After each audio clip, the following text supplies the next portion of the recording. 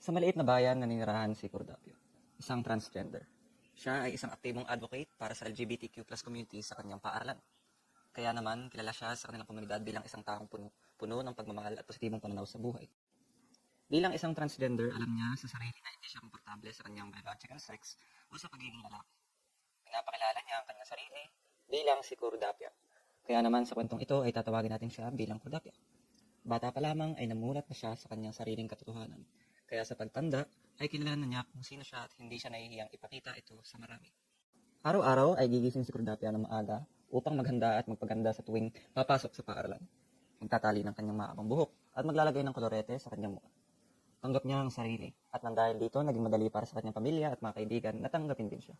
Sa tulong ng kanyang suportadong mga magulang at mga taong nagmamahal sa kanya, si Cordapia ay lumaki na may tiwala sa sarili at may malawak na pang-unawa sa kanyang lugar sa lipunan.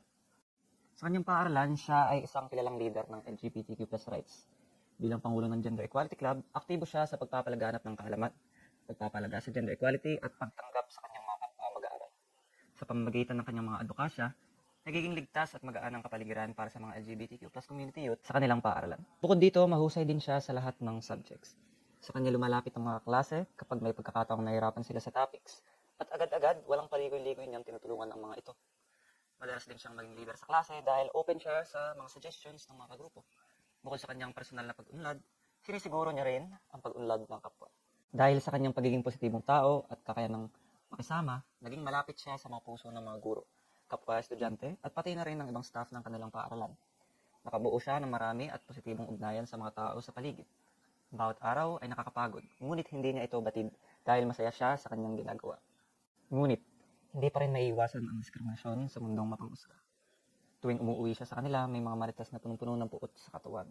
Sa isang sulok ng kalsada, habang naglalakad si Cordapia pauwi galing sa paaralan, may narinig siyang mga bulungan sa mga nakatambay sa isang tindahan. Ano ba yan? Ganda-ganda na naman. Bulong ng isa, Ang kapal ng mukha, akala mo kung sino, trans lang naman. gatong pa naman ng isa. Paglubog ng araw, lalaki pa rin yan. Sayang lang pinapambili ng kolorete. Tama, dapat dinonate na lang niya sa simbahan yung pera niya eh. Amen. Kahit gaano pa man kahina ang bulong, dinig na dinig ni Cordapia ang pambabatikos ng mga ito. 3 beses siya huminga ng malalim. Alam niya sa sarili niya na siya ay higit pa siya sa isang trans lang. Hindi siya kailanman maniniwala at magpapa-apekto sa mga negatibong sinasabi ng iba.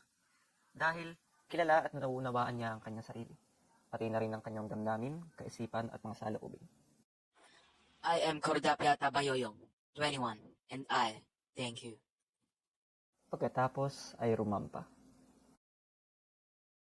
Created using Powtoon.